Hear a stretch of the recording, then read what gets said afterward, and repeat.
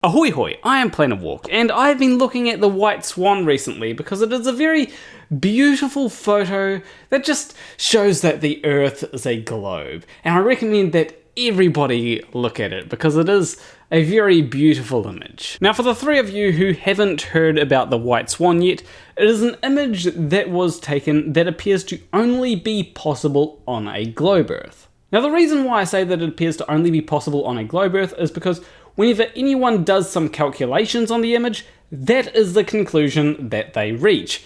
Even the ex-flat earther Ranty reached that conclusion. Now, the calculations are actually very simple. You see, the height of Blackpool Tower, which is the tower that we see in that image, is 166 metres. And the height of Del Crag, which is the mountain behind Blackpool Tower, is 778 metres. Now, the distance from the observer to Blackpool Tower is about 19.5 kilometres. So when we plug all that into an angular size calculator, we get an angular size of 0.48 degrees for Blackpool Tower. Now, as for the peak of Del Crag, that's about 81.5 kilometres away from the observer. And with that, the angular size of Del Crag comes out to 0.547 degrees. Now, obviously, flat earthers are just going to ignore that because I'm saying numbers, and to them, numbers don't mean anything. But for the rest of us, what those numbers mean is it means that Del Crag should be higher than Blackpool Tower. Now, when we look at this image, that's just not what we see. We see Blackpool Tower being taller than the mountains. I mean, it's not actually taller, it just appears taller. Now, here's the thing. Flat earthers can go ahead and verify what I've said is correct. They can go ahead and check that the angular sizes that I've given are indeed correct. But I don't hear them doing anything. In fact, I don't hear them doing any calculations. All they say is stuff like optical effect. Like that's supposed to mean anything. One of the funniest things though was when someone says, oh, you need to account for perspective.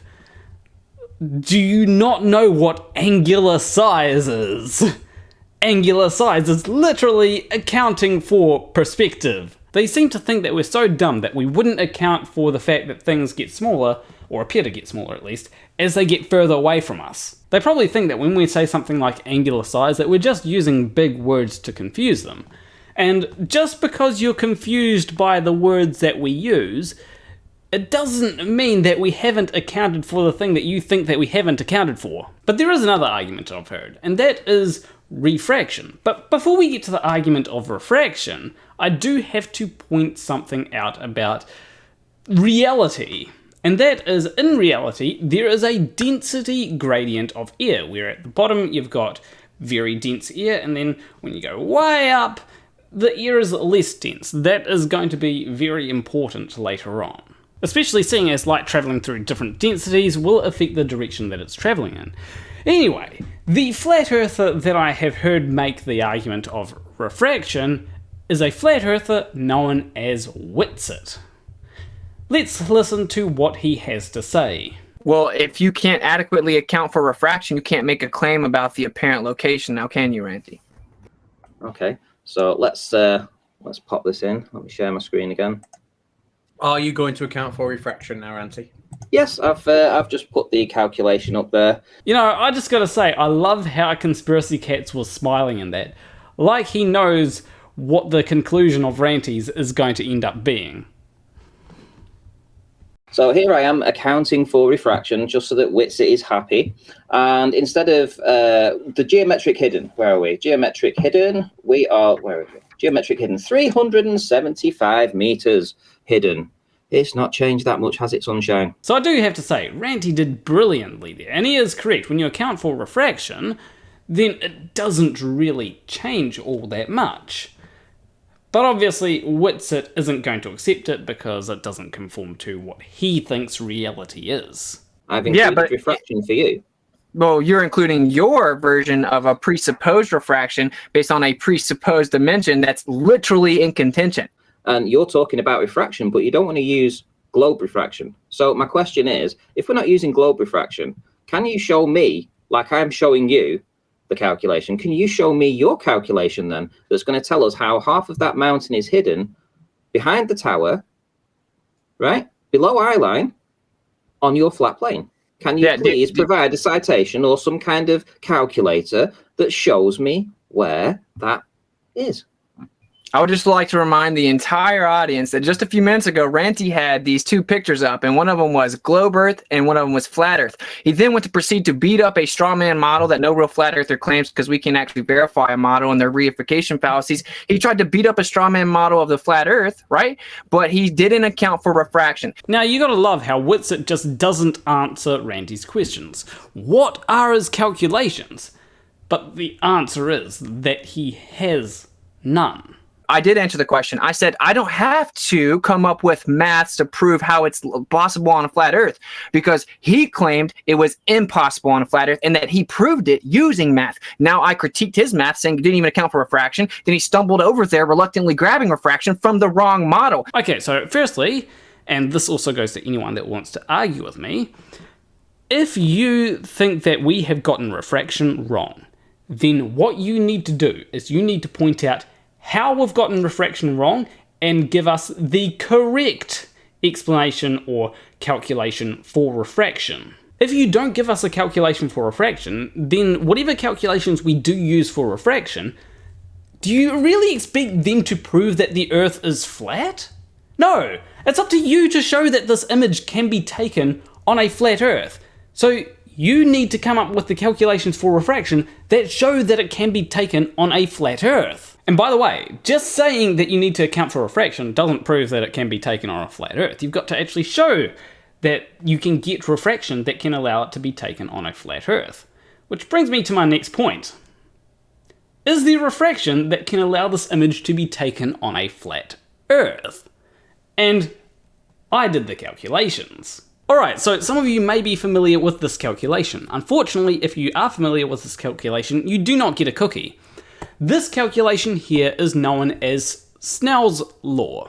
Snell's law essentially describes the amount that light should bend when it goes from a medium of refractive index N1 to a medium of refractive index N2. So, seeing as we're talking about atmospheric refraction, there's a couple of things to note. The first is that the refractive index is largely dictated by the density of the air. If the density of the air is higher, then it has a larger refractive index. If the density of the air is lower, then it has a lower refractive index. The second is that you don't really have one density of air right here and another density of air here. It's more of there's a gradient between the two. But we can account for this. A very simple way that we can account for this is by doing the calculation multiple times as the ray of light travels through the air. Now all we need to do is we just need to find a density gradient of air that allows a mountain to appear lower than the tower. Should be really difficult, shouldn't it? Except I did it in under an hour. It's actually really easy. You know, flat earthers, you should have done that. If you had have actually done these calculations and everything, you would have been able to prove that you aren't as dumb as everybody thinks you are. I mean, I did it in under an hour. That's how easy it is. So before I tell you the results, there are a few things that I do have to mention because they are kind of important because I did use them, even though I probably could have done this without them, to be honest. And that was the temperature in Blackpool on the day was 3 degrees. Very low temperature. The second is that the pressure, or the air pressure, I think, was 1,000 millibars, or between 997 and 1,001 millibars, so I decided to use just 1,000 millibars, which translates to 100,000 Pascal. Okay, so here we have the program that I wrote. So first you've got the height of Dell Crag, then you've got the height of Blackpool Tower, and the distance is the distance from Dell Crag to Blackpool Tower, because that's what we have to solve for, not the distance from Dell Crag to the observer, just the distance between the tower and Dell Crag. Then what it does is it gets the refractive index of the air using 100,000 pascals and 3 degrees, and that's a method down here which gives you what the refractive index of the air should be. I probably didn't need to do this. I probably could have just used the standard refractive index of the atmosphere, to be honest. So next you may notice this thing called result thingy, and that's actually a section which I've hidden from you because it contains the results. Essentially, it sets a variable called goal factor, which represents the difference in density between the air at the height of Del Crag and the height of Blackpool Tower that would be, or the density that would be needed in order to make refraction work on a flat Earth. Next, we've got some information about where the ray is on its journey from Blackpool Tower to Del Crag, and some people may say, wait, shouldn't you be calculating the ray coming from Del Crag and calculating it going to Blackpool Tower? It doesn't matter. We're going from Blackpool Tower to Del Crag. If you think that there is a big difference about which way you go, then you do not understand Snell's law. Then we set the starting angle of the ray, which will be essentially the angular size of Blackpool Tower. Now, some people may notice something. Why are we starting at the height of Blackpool Tower? Wasn't Del Crag below the height of Blackpool Tower? Yes, but I'm giving Flat Earth a bit of leeway here. If this doesn't work out in Flat Earth's favour, then that's worse for Flat Earth, because this is already being charitable to Flat Earth. Now, you may be wondering what these two lines are. They were actually something that I was using earlier in the video. I don't really need them, they're not useful. Anyway, on to the next part. So lastly, we actually have the calculations. And there's quite a bit here, so I'm not going to delve into all of it. Main thing that you need to know is, we do use Snell's law. This is how we work out Snell's law down here. Hopefully you understand that. But essentially we're testing this here to see if this lines up with reality. Because if this does line up with reality, if the conditions that we've defined for the atmosphere line up with reality for a flat Earth, then we can say, okay, let's look at these conditions. And I've already figured out which conditions would need for refraction to work on a flat Earth to get the image known as the White Swan. Alright, so when I run this program here, it takes a few.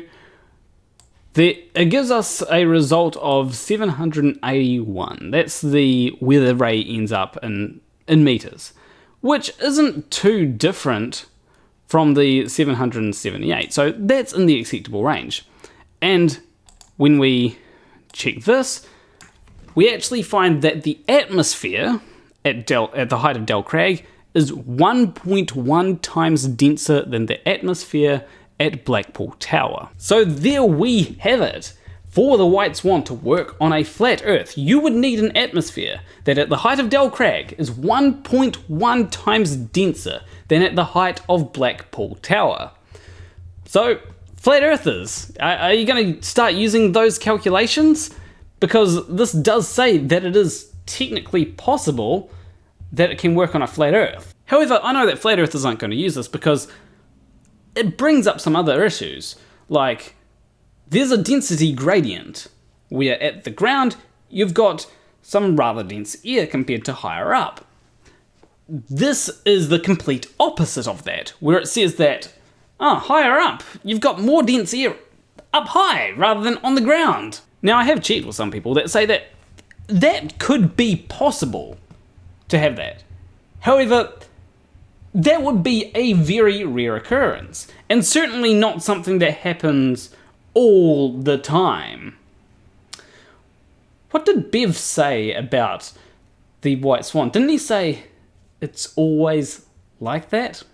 Now I want to speak to Austin Witsit here. Hopefully he's watching this, and hopefully you've made it to this point.